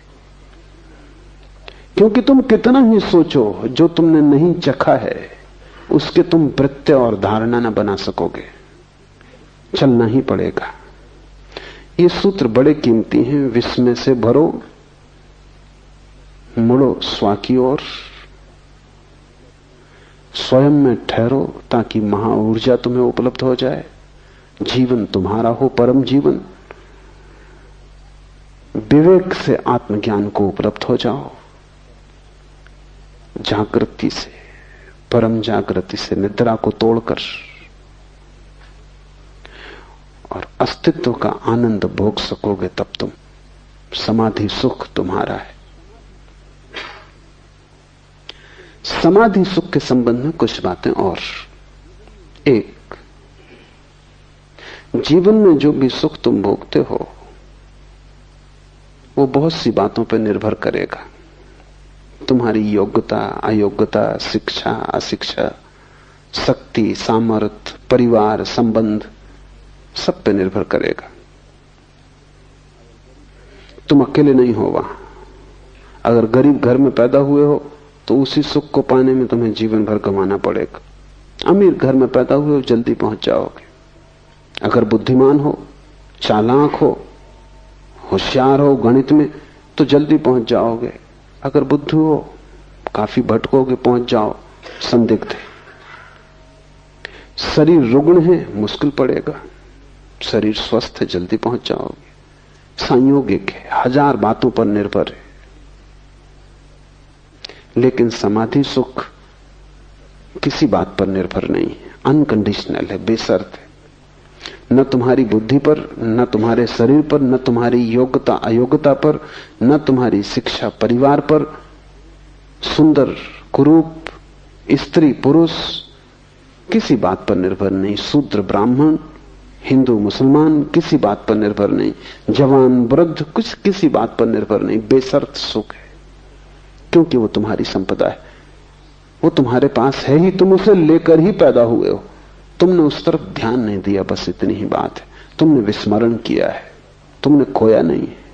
सिर्फ आंख लौटाओ, मुड़ो पीछे की तरफ और अपने को देख लो। तो ऐसा कुछ नहीं कि बुद्धिमान ज्यादा समाधि सुख पा लेंगे, बुद्धू वंचित रह जाएंगे, ऐसा कुछ भी नहीं। बेपढ़े लिखे भी वहां पहुंच जाते हैं, कबीर भी वहां पहुंच जाता है, निपट गंवार बुद्ध भी वहां पहुंचते हैं। और जब दोनों पहुंच जाते हैं तो जरा भी फर्क नहीं है। समाधि सुख जीवन का स्वरूप है। तुम्हारी बाहरी परिधि काली है या गोरी, स्वस्थ या सुंदर, रुग्ण गैर रुग्ण, तुम्हारी बुद्धि में बहुत से शब्द भरे हैं कि थोड़े, शास्त्र तुमने ज्यादा जाने की कम, इस सब से कोई भी संबंध नहीं। तुम्हारा होना पर्याप्त है, तुम हो इतना काफी है। इसलिए समस्त ध्यान शुद्ध होने की खोज है। जहां तुम शरीर को भी भूल जाओगे, मन को भी भूल जाओगे, वहीं तुम्हें आत्मा का समाधि सुख, अस्तित्व का आनंद उपलब्ध होना शुरू हो जाएगा। किसी भांति बस इतना ही करो कि थोड़ी देर को शरीर तुम्हें स्मरण न रहे, मन स्मरण न रहे। जैसे ही शरीर और मन का विस्मरण होगा, आत्मा का स्मरण होगा। जब तक तुम्हें शरीर और मन का स्मरण रहेगा, आत्मा का स्मरण न रहेगा। क्योंकि शरीर और मन बाहर, आत्मा भीतर, तुम दोनों की तरफ एक साथ न देख सकोगे, एक की तरफ ही देख सकोगे।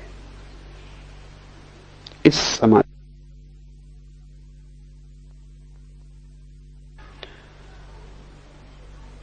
पहली गर्दन का मोड़ना ही सारा श्रम लेता है। एक बार कुंजी हाथ में आ गई, फिर तुम मालिक हो। फिर जब चाहा तब तुम मजे से संसार में घूमो। तुम्हारे समाधि सुख को कोई छीन ना सकेगा। तुम दुकान पर बैठो, तुम समाधि सुख में रहोगे। तुम बाजार में रहो, तुम समाधि सुख में रहोगे। एक बात घटना शुरू होगी कि जो तुम्हारी बाहर सुखों की बड़ी दौड़ है वो अपने आप छीन होती जाएगी, क्योंकि जब महान सुख हाथ में आ जाए तो क्षुद्र सुखों की चिंता कौन करता है। जब हीरे जवाहरात हाथ में आ जाएं तो कंकड़ पत्थर आदमी अपने आप फेंक देता है, उन्हें फिर त्यागना नहीं पड़ता। इसलिए मैं निरंतर कहता हूं, ज्ञानी कभी कुछ त्यागता नहीं। जो व्यर्थ है वो छूट जाता है। अज्ञानी त्यागते, क्योंकि त्याग उन्हें कष्टपूर्ण है, उन्हें सार्थक का तो कोई पता नहीं, और व्यर्थ को छोड़ने की कोशिश करते हैं। मन पकड़ता है, क्योंकि मन कहता है अभी इसको छोड़ दे रहे हो जो हाथ में, और जो हाथ में नहीं हो उसका क्या भरोसा, वो है भी या नहीं ये भी संदिग्ध है। तो मैं तुमसे कुछ भी त्यागने को नहीं कहता, मैं तुमसे सिर्फ उसका स्वाद लेने को कहता हूं। वो स्वाद तुम्हारे जीवन में महात्याग हो जाएगा। उस स्वाद के बाद तुम्हें दिखाई खुद ही पड़ जाएगा क्या व्यर्थ है, और जो व्यर्थ है उसे कोई भी नहीं पकड़ता, उसे तो लोग अपने आप ही छोड़ने लगते हैं। सुना है मैंने, बंगाल में एक संत हुए युक्तेश्वर गिरी, एक धनी समृद्ध व्यक्ति उनके पास आया और कहने लगा आप महात्यागी हैं। गिरी खिलखिला के हंसने लगे और उन्होंने अपने शिष्यों से कहा कि देखो ये खुद आदमी महात्यागी है और मुझको महात्यागी कहता, तू मुझको मत फंसा। वो आदमी चौंका, उसने तो प्रशंसा में कहा था। शिष्य भी चौंके, क्योंकि गिरी त्यागी थे, इसमें कोई संदेह ही ना था।